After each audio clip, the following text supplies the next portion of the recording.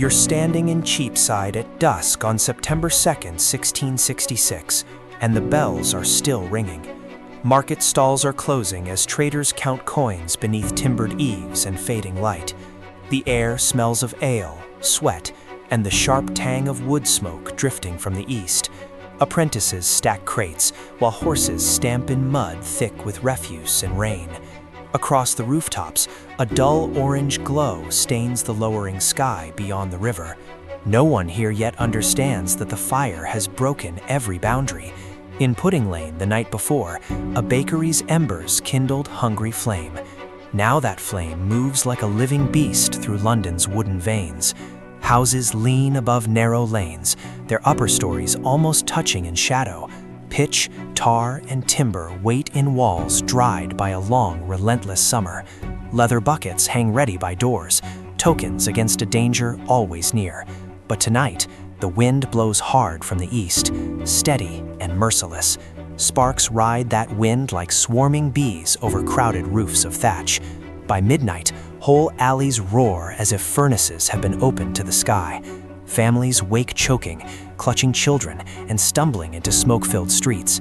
Church bells clash wildly, not for prayer, but for warning and fear.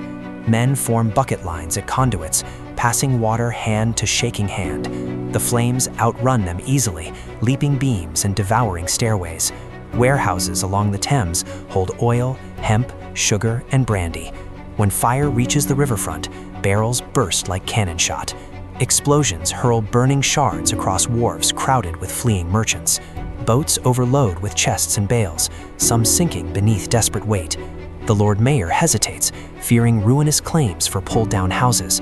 Without fire breaks, the blaze marches west toward the city's heart.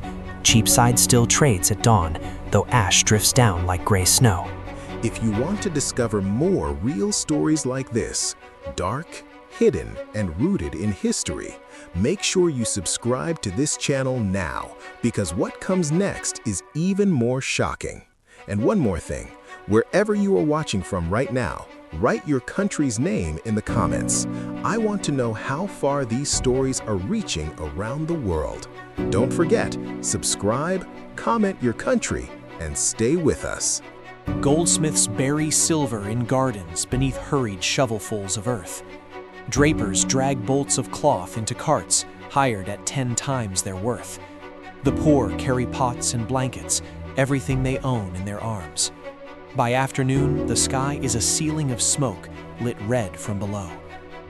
Old St. Paul's rises above the streets, wrapped in wooden scaffolds. Booksellers stack their volumes inside stone walls they trust as refuge. Refugees kneel in the nave, praying the thick doors will hold. They do not see sparks settling upon the cathedral's timber frame. By evening, flames climb the scaffolding like ivy of living fire. Lead upon the roof begins to soften and drip in shining streams. Molten metal pours through gutters into streets already blazing. The roar becomes constant, a storm that never breaks nor tires.